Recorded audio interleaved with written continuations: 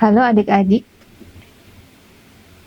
hari ini kita akan membahas tentang modal dan auxiliary atau helping verbs dalam bahasa Inggris bersama saya Kak Arin dalam channel Lavender. Dan untuk pembahasan kali ini saya akan awali dengan modal dulu ya. Selamat mengikuti.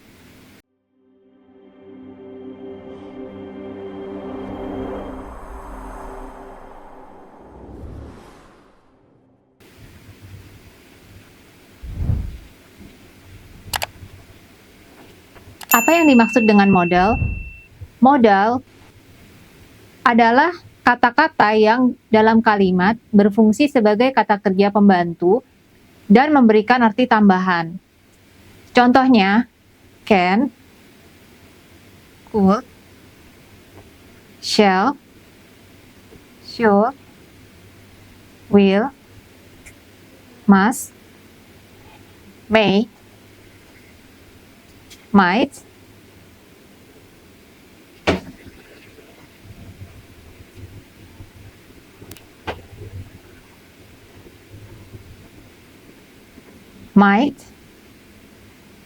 dan ought to.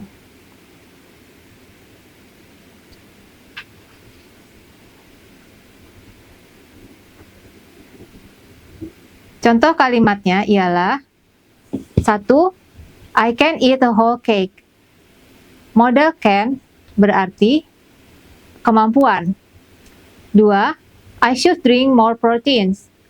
Modal should berarti saran.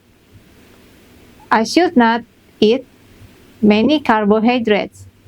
Modal must not berarti larangan. You must follow the drug taking instructions. Modal must artinya kewajiban. Would you consume your sleeping pills, please? Would artinya permintaan. May I go to the grocery store?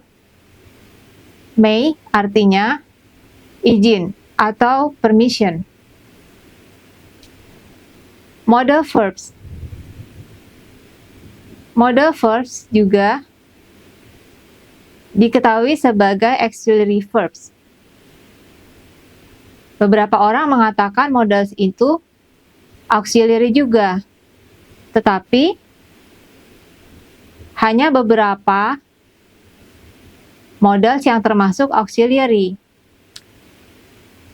Karena di dalam modal itu mempunyai arti atau makna seperti makna harapan atau possibility, anjuran, dan juga tentang habits, kenyataan-kenyataan atau kebiasaan-kebiasaan.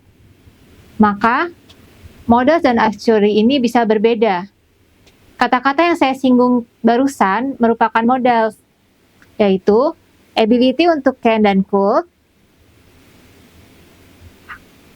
keharusan untuk shall dan should, juga must, keinginan untuk will atau kebutuhan untuk will, izin untuk may dan might, dan kepastian atau keharusan lagi untuk ought atau ought to.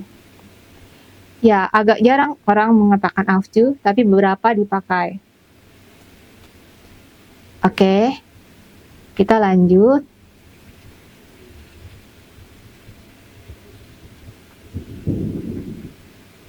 Terdapat beberapa perbedaan antara modal verbs dengan auxiliary verbs, yaitu tulisannya atau appearance. Modal verbs tidak berubah formatnya, artinya tidak ada past. Jadi kalau can dan could maka tidak berubah lagi. Will dan would juga tidak berubah.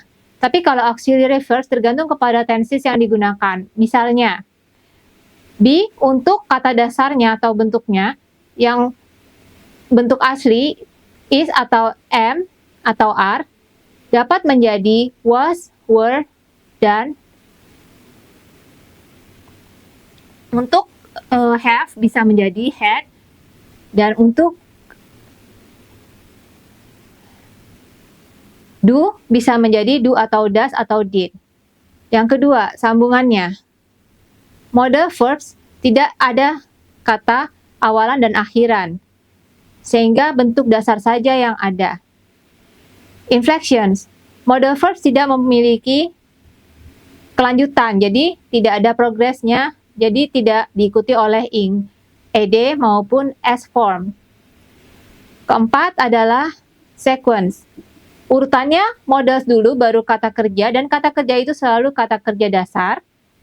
Tetapi modal tidak pernah berdiri setelah kata kerja.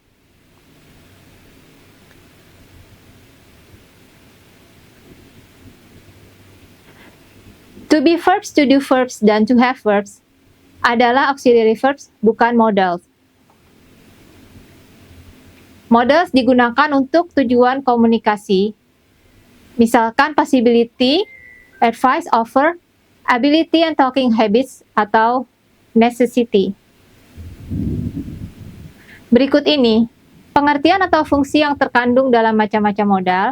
Yang pertama adalah will.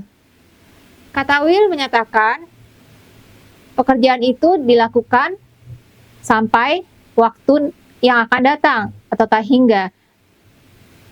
Merupakan permintaan yang sopan dari pembicara. Will you close the door please? 2. Would. Would lebih sopan lagi dari will, artinya sama, permintaan atau penawaran. Would you like to open the door please? Atau kita mau menawari tamu minuman, seperti dalam gambar ini. Would you like to have your tea first? Kita ikuti pakai like. 3. Shall menyatakan future atau be going to. Menyatakan pertujuan. Anda mau saya menutup pintu? Shall I close the door?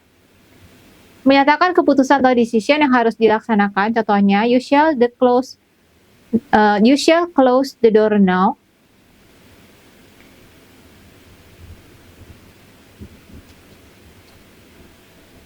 Yang keempat, should. Should ini adalah anjuran. Contoh, seorang teman mengatakan, you should see the doctor.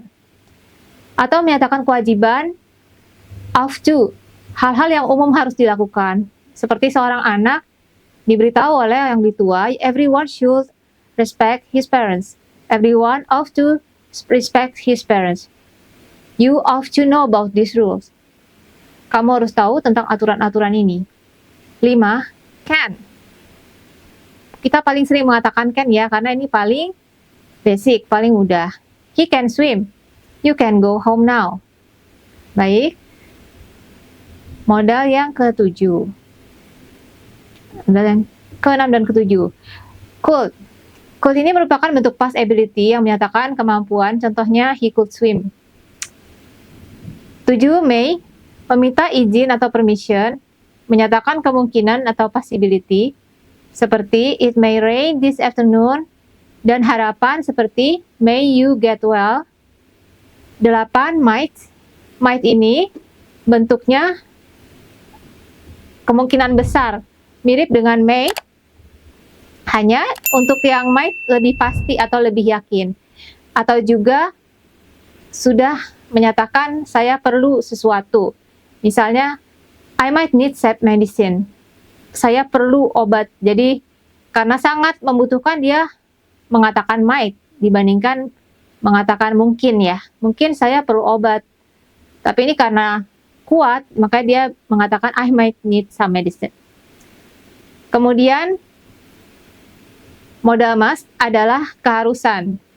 It must be prepared. Jadi, instruksi yang harus dan pasti diharapkan hasilnya. You must pass. You must pass the test. Atau gini, I must leave the room. Now, oke adik-adik, semangat dalam belajar bahasa Inggris. Setiap kali kalian diberikan task atau assignment sama guru, coba dikerjakan, coba dicari bacaan-bacaan. Setiap perkembangan harian may add to big results. A little progress each day will add to big results. Kita singgung tentang model seperti tadi ya. Baik, itu dulu sekilas yang saya akan jelaskan tentang models, dan nanti juga kita akan menjelaskan tentang auxiliary, diikuti oleh beberapa latihan dan sedikit ice breaking. Oke, sampai ketemu dalam video pembahasan berikutnya.